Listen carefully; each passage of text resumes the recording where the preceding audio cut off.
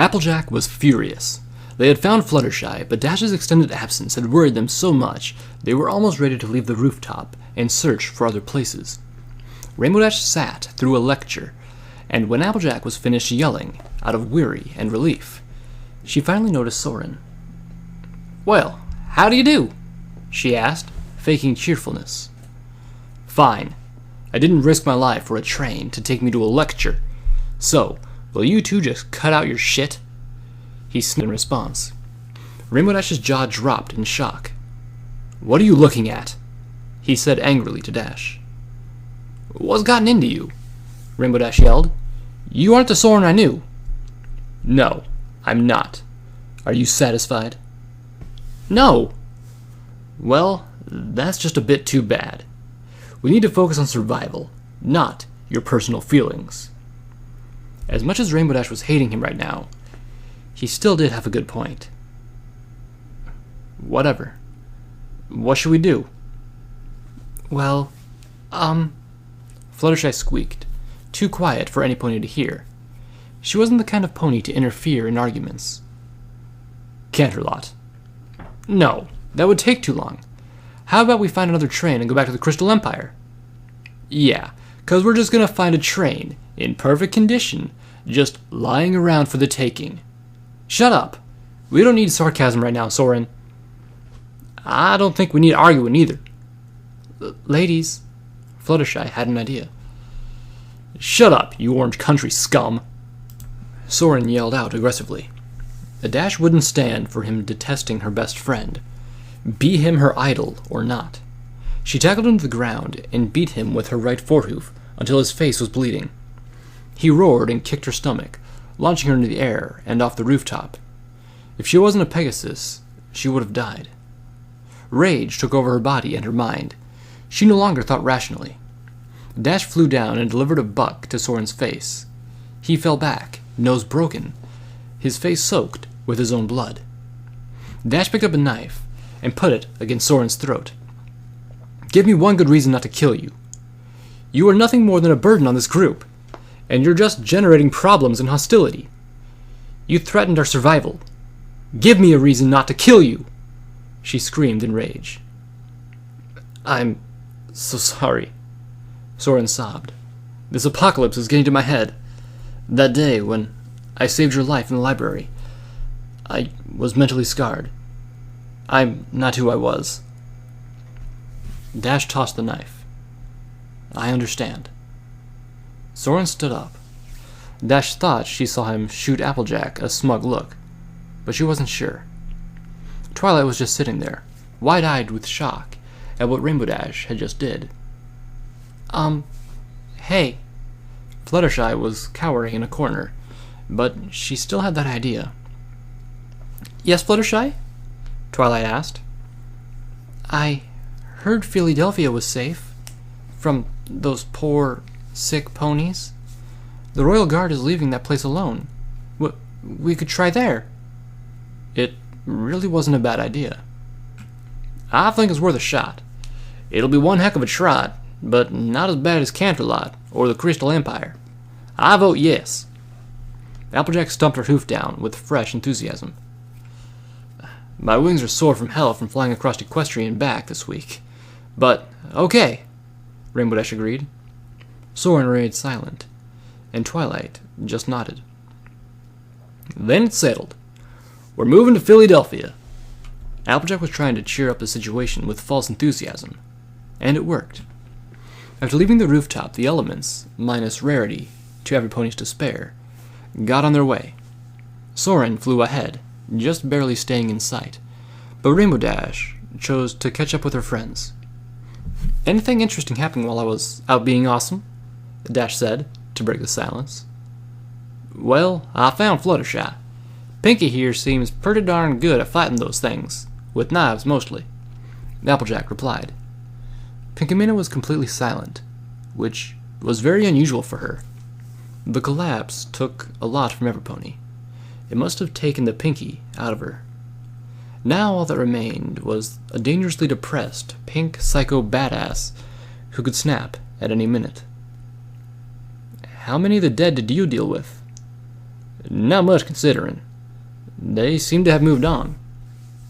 Yeah, there wasn't any at all when I got here, which is pretty cool, since last time I was here, this town had gone to hell. Just wondering, how did you survive? The invasion, I mean. There was more than enough to break down the doors, even the walls if they had to. We all kept our heads down and our mouths shut. Ah, Soren saved my life. What? That two-bit psycho? He wasn't always like this. Times have been hard on him lately. Times have been hard on all of us, Rainbow. Rainbow Dash had nothing to say to that. Despite recent hostilities, Rainbow Dash still loved Soren, and she felt the need to defend him.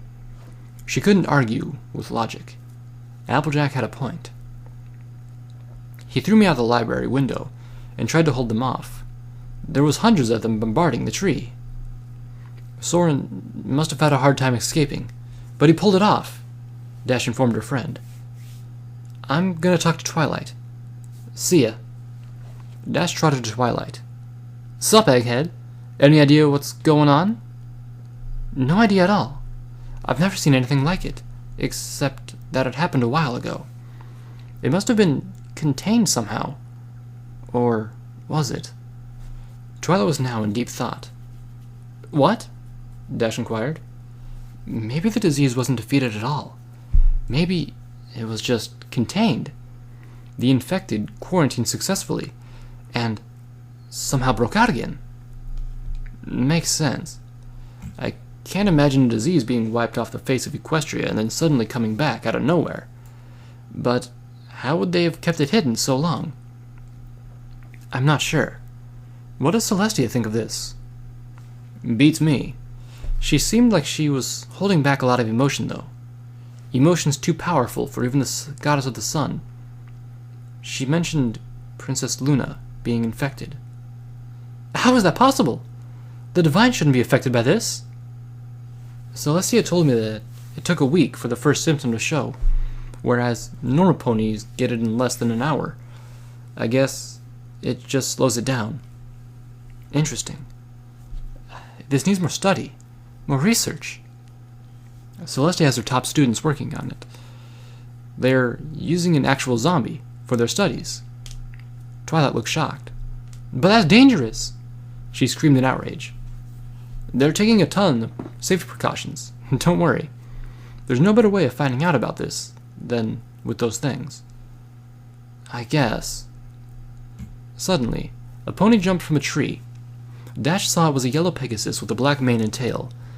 He was caked with dirt and blood, and was pointing a 9mm submachine gun at the group. Don't move, he screamed.